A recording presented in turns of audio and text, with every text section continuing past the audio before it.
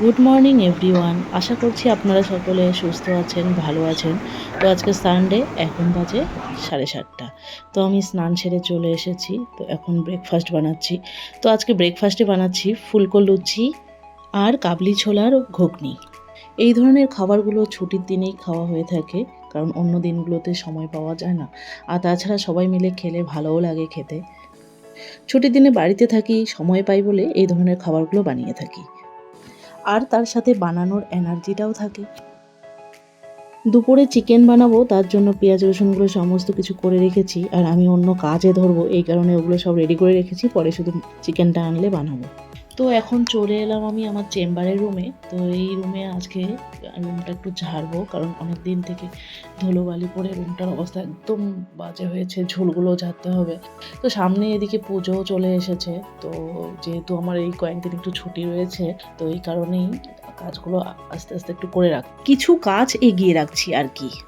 বা ছুটি বলতে এই 4 দিনেই পেলাম, তবু তো কালকের দিনটা চলেই গেল, আর হাতে থাকলো 3 দিন। তো আজকে কালকে করে অল্প অল্প করে কাজগুলো একটু এগিয়ে রাখবো। আর কাপড় চোপড়ও ধোয়াধুয়ি আছে কিছু, ওগুলোও সেরে রাখবো। যাই হোক, দেখি কতটা করতে পারি। পুজোর আগে তো ঘরদোর ঝাড়তেই হবে, তো এখন করে রাখছি, তাহলে পরে আর বেশি কষ্ট হবে না। এই কয়েকদিন একটু ভালো করে টাইম নিয়ে পরিষ্কার করব। এই কারণেই এই কয়েকদিন সিলেক্ট করেই রেখেছি আমি আগে থেকেই, যে এই কাজগুলো করব। আর কয়েকদিন থেকে এরকম অবস্থা হয়েছে না, ভালো লাগছে না, আর কবে পরিষ্কার করব এটাই ভাবছিলাম। এজন্য আগেই যখন শুনেছিলাম যে আমাদের এই বন্ধ হবে, তখন থেকে ঠিক করে রেখেছিলাম যে ওই কয়েকদিন আমার করতেই হবে। সত্যি কথা বলতে কি, ঘরদোর পরিষ্কার না থাকলে মনও ভালো লাগে না। এখন সমস্ত ঘরগুলো ভালো করে ক্লিন করছি, আর তাহলে পুজোর আগে আর বেশি কষ্ট হবে না, তাড়াতাড়ি হয়ে যাবে। আজকে করছি চেম্বারের রুমটা, আর কালকে নিচতলার রুমগুলো করব। এদিকে আবার এই সমস্ত কাজ করে আবার আমাদের বাইরে যাওয়ার প্ল্যান থাকে। এদিকে ইনভাইটও রয়েছে। তো ঝুল ঝাড়া হয়ে গেছে, এরপরে আমি বইগুলো ঠিকঠাক করব। তো এরই ফাঁকে আবার আমি ড্রেসটা চেঞ্জ করে এখন যাচ্ছি মণ্ডপের দিকটাতে। আমাদের যেখানে দুর্গাপূজা হয়, ওখানে আজকে খুঁটি পূজা হবে। তো ওখানেই এখন যাচ্ছি। ওখান থেকে এসে আবার বাকি কাজগুলো সারবো।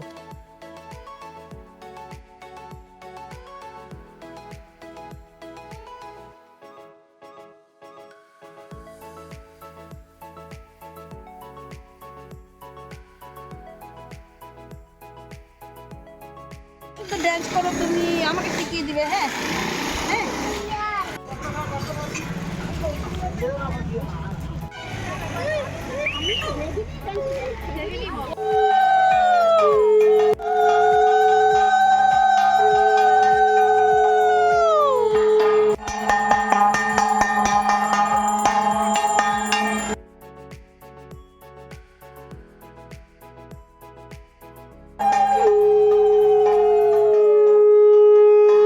তো খুঁটি পূজা কমপ্লিট হয়ে গেল।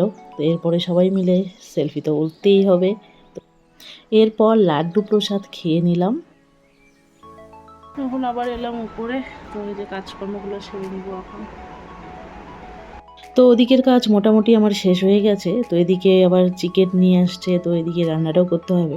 তো আমি মাঝখানে একটু ফ্রেশ হয়ে নিলাম, ফ্রেশ হয়ে নিয়ে ড্রেসটাও পাল্টালাম, কারণ অনেক নোংরা ধরেছি। তো এখন আমি চিকেনটা রান্না করছি। আর আমি চিকেন কোথায় বানাই সেটা তো আপনারা জানেনই, মিনি কিচেনে চিকেন বানাই, কারণ আমাদের যে মেন রান্নাঘর, সেই রান্নাঘরে চিকেন অ্যালাউ না। তো সেই কারণেই আমার অন্য জায়গায় চিকেনটা বানাতে হয়। খাওয়া দাওয়াটাও আমরা অন্য জায়গাতেই করে থাকি। রান্নাবান্না কমপ্লিট, এখন সবাই মিলে বসে পড়েছি খেতে। সমস্ত কাজকর্ম সেরে তারপর স্নান সেরে এখন চলে এলাম রুমে। তো এখন রেডি হব, রেডি হয়ে আবার বেরোবো আমরা এখন। তো কালকে মেয়ের একটা ড্রেস নিয়ে আসা হয়েছে, ওটা একটু ছোট হচ্ছে, ওটাকেও চেঞ্জ করব। আর বাকি আরও কিছু কাজ রয়েছে, তো সেগুলোও সারবো। তো এই জন্য বেরিয়ে পড়ছি এখন।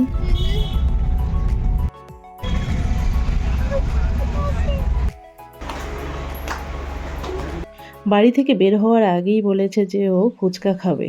তো ফুচকার দোকান দেখে ওখানে দাঁড়িয়ে পড়লাম, খাওয়াতেই হবে। তো ফুচকা খেয়ে আবার চলে এলাম কাপড়ের দোকানে। ওখানে মেয়ের ড্রেসটা চেঞ্জ করে আবার ওখানে এখন ড্রেস কিনছে।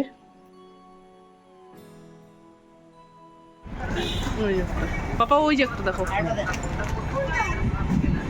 ওই যেটা।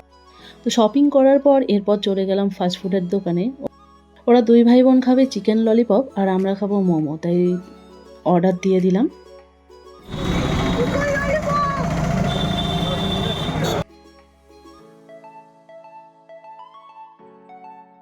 তো এরপর চলে এলাম বাড়িতে, আর বাড়িতে এসে ড্রেসগুলো পরে পরে দেখছে। তো এই ড্রেসটাও নেওয়া হয়েছে ওর জন্য, আর কালকে ড্রেসটা আবার চেঞ্জ করা হয়েছে। তো টোটাল 3টা ড্রেস হয়েই গেল রাইয়ের। তো সবগুলো ড্রেসই পরে পরে দেখছে ও। তো আজকের ব্লগটি এখানেই শেষ করছি। দেখা হচ্ছে আবার নতুন ব্লগে। আপনারা সকলে সুস্থ থাকবেন, ভালো থাকবেন, সাবধানে থাকবেন। ব্লগটি ভালো লাগলে অবশ্যই লাইক, শেয়ার আর কমেন্ট করবেন, আর চ্যানেলটি সাবস্ক্রাইব করে পাশে থাকবেন। Tata, bye bye.